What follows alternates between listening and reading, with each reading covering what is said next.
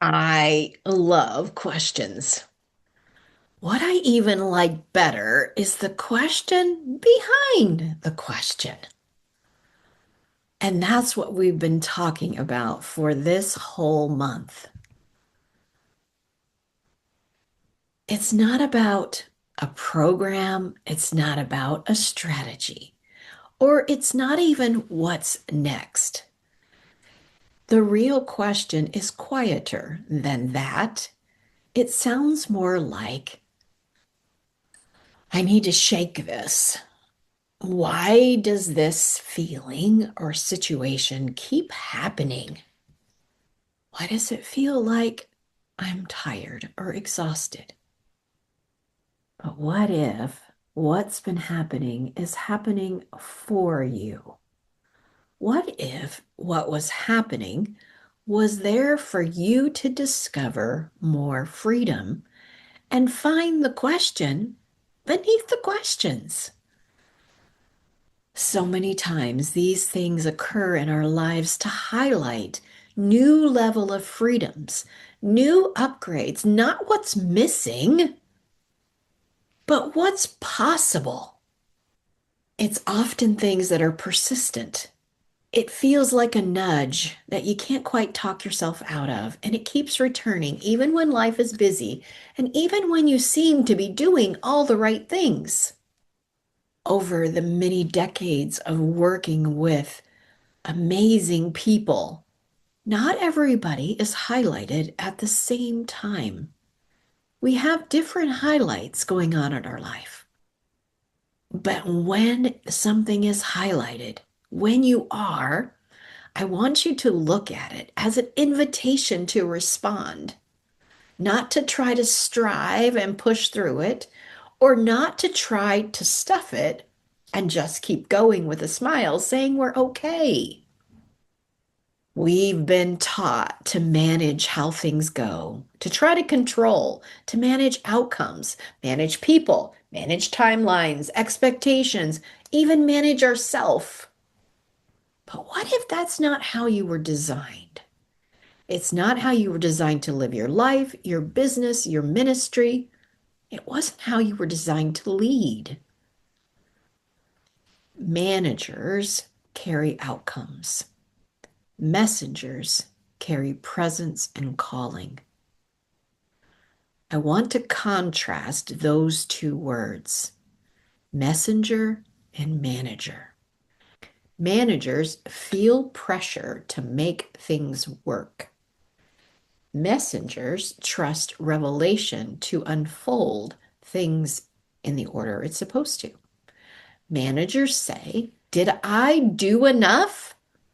Messengers said, "I was faithful. I did all that I knew to do." One of the things I've noticed that maybe you haven't heard is it's difficult to make this shift alone, if not impossible.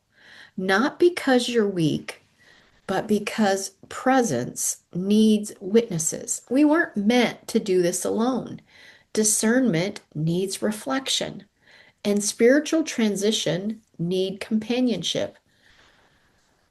So many times we try to do it alone and not be vulnerable or honest, even with ourselves. We try to process it in isolation or inside our own head while still managing and fixing and taking care of everything else. But imagine this instead. It's 2 weeks from now. You're just waking up. And instead of that familiar, heavy pressure feeling, there's lightness. And not because your circumstances have necessarily changed, but because you're not carrying what was never yours to hold. You walk into Monday morning meeting, instead of managing the outcome, you're stewarding the presence of God and who you are being. You're calm, you're clear, you have joy, and you're operating from a completely different place. As you imagine this, I want you to pause and take a breath. You know, you're not even making yourself breathe. Feel this in your body, the authority, the peace, the confidence. Feel it in your heart. Take another breath and feel it in your soul. This is not a dream. This is what happens when the question behind the question gets asked. When the pattern gets named, when the lie gets exposed, and you begin to step into the identity that was always yours. How does it start? With one conversation. I can see it. I can see it for you. Can you? I've seen it thousands of times, the exact shift. When people respond to this stirring, when they create space to sit with someone who can help them see what they can't yet see. And the acceleration is immediate. But when we try to process it alone, waiting for it to become clear, hoping to figure it out with more time, and trying this kind of trying, it gets buried. It gets buried under crises, the next responsibility, this next season of survival. And 6 months from now, nothing has shifted.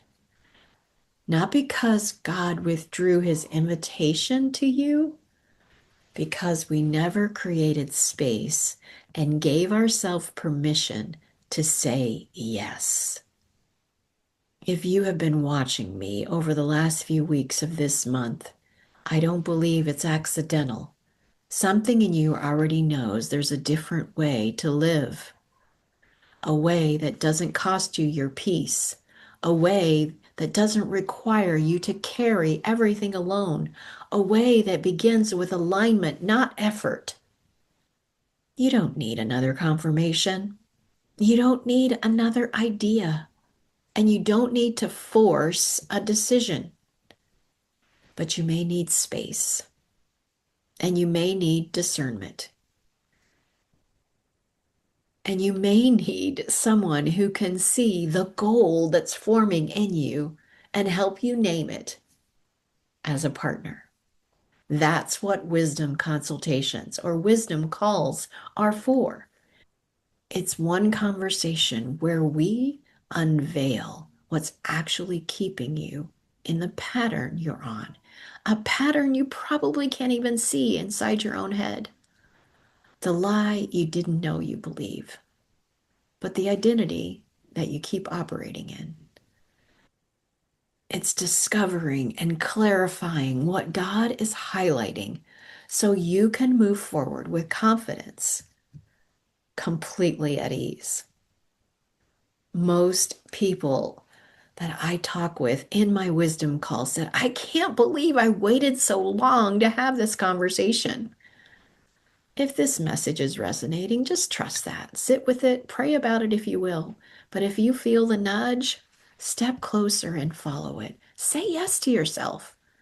You don't need to manage this moment. You only need to respond. And if today is the day that God is highlighting this to you, stop managing it and just respond. The link to schedule your call is below. I'll see you there.